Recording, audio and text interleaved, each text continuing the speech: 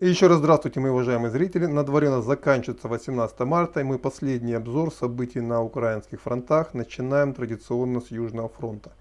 Судя по той информации, которая сегодня ко мне приходит на протяжении всего дня, утренний удар по Вознесенску и по Николаеву были очень и очень болезненными для вооруженных сил Украины. Под Вознесенском были уничтожены склады, на которые опирался местный гарнизон, а вот по Николаеву удар нанесен был сразу по нескольким военным объектам.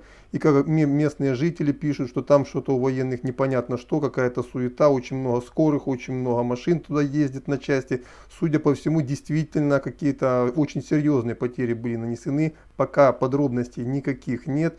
Ну, я надеюсь, хотя я думаю, что губернатор Ким как раз вот это комментировать не будет. Хвастаться там безусловно нечем, а потери, судя по тому, что местные жители говорят, потому что говорят, действительно такого мы никогда не видели, что там скорые мотались, там вот эти всякие машины и прочее, там какая-то у военных суета, непонятно. И это продолжается на протяжении всего дня. В общем, я не думаю, что губернатор Ким сегодня выйдет вообще с речью. А если выйдет, то скорее всего улыбаться он точно не будет. Ну и также сегодня вечером пришла информация о том, что под Кривым Рогом, это официальная информация, Кривой Рог, объявлено, что вокруг города расставлены минные поля, а это говорит о том, что именно в этом направлении власти опасаются большой атаки, и те успехи, которые достигли российские вооруженные силы по этому направлению, стали причиной минирования окрестностей Кривого Рога.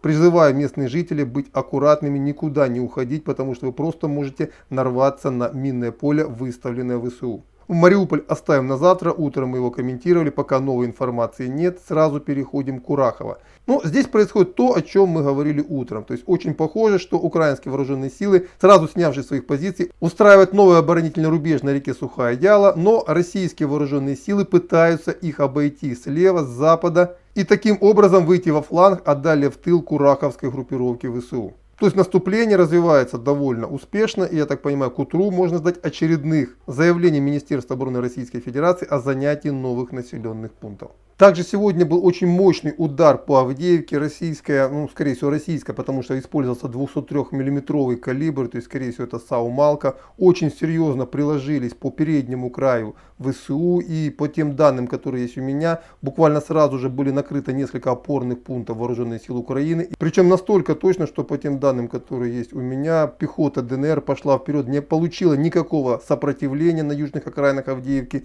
но вынуждена была отойти, потому что закрепиться там банально негде, а приказа на атаку они не получали. Вот такая вот ситуация сегодня сложилась в Авдеевке. Ну и также, согласно официальным заявлениям российского командования, уже идет очистка Северодонецка от вооруженных сил Украины. Довольно значительно войска ЛНР продвинулись вперед, но в основном пока город занят вооруженными силами Украины. Тем не менее, в этом городе не так же обречены, как и в рубежном. Скорее всего, уже в ближайшее время, скорее всего, даже может и завтра, они отойдут на правый берег Северского Донца. По Славянскому направлению пока никаких новостей нет, и по Киевскому тоже. Вот это примерно то, что произошло за последние несколько часов. Следующий военный обзор будет завтра днем, а утром традиционно новый интересный материал, где я постараюсь рассказать о новой стратегии вооруженных сил Украины, исходя из того, что они быстро теряют военную технику, а значит и свои ударные и маневровые возможности. Уже понятно, как они будут поступать дальше, и об этом мы с вами поговорим завтра утром. На этом пока все, и до свидания.